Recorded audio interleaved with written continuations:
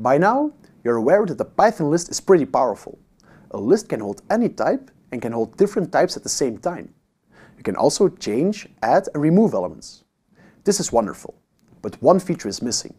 A feature that is super important for aspiring data scientists as yourself. When analyzing data, you'll often want to carry out operations over entire collections of values, and you want to do this fast. With lists, this is a problem. Let's retake the heights of your family and yourself. Suppose you've also asked for everybody's weight. It's not very polite, but everything for science, right? You end up with two lists, height and weight. The first person is 1.73 meters tall and weighs 65.4 kilograms. If you now want to calculate the body mass index for each family member, you'd hope that this call can work, making the calculations element-wise. Unfortunately, Python throws an error, because it has no idea how to do calculations on lists. You could solve this by going through each list element one after the other and calculating the BMI for each person separately, but this is terribly inefficient and tiresome to write. A way more elegant solution is to use Numpy, or numeric Python. It's a Python package that, among others, provides an alternative to the regular Python list, the Numpy array. The Numpy array is pretty similar to the list, but has one additional feature. You can perform calculations over entire arrays. It's really easy and super fast as well. The Numpy package is already installed on DataCamp servers, but if you want to get it working on your own system, go to the command line and execute pip3 install numpy.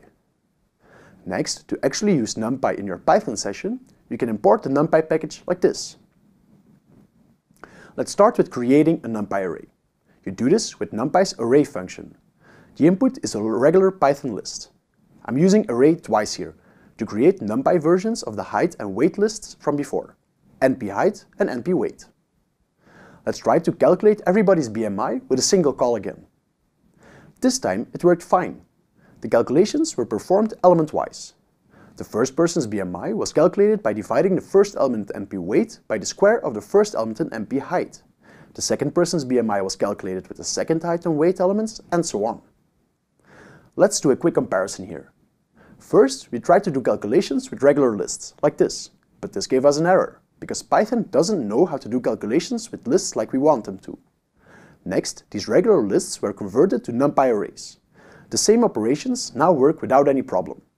Numpy knows how to work with arrays as if they are single values, which is pretty awesome if you ask me. You should still pay attention though. First of all, Numpy can do all of this so easily because it assumes that your Numpy array can only contain values of a single type. It's either an array of floats, either an array of booleans, and so on. If you do try to create an array with different types, like this for example, the resulting Numpy array will contain a single type, string in this case. The boolean and the float were both converted to strings. Second, you should know that a Numpy array is simply a new kind of Python type, like the float, string, and list types from before. This means that it comes with its own methods, which can behave differently than you'd expect. Take this Python list and this Numpy array for example. If you do Python list plus Python list, the list elements are pasted together, generating a list with 6 elements. If you do this with the Numpy arrays on the other hand, Python will do an element-wise sum of the arrays. Just make sure to pay attention when you're juggling around with different Python types, because the outcomes can differ a lot.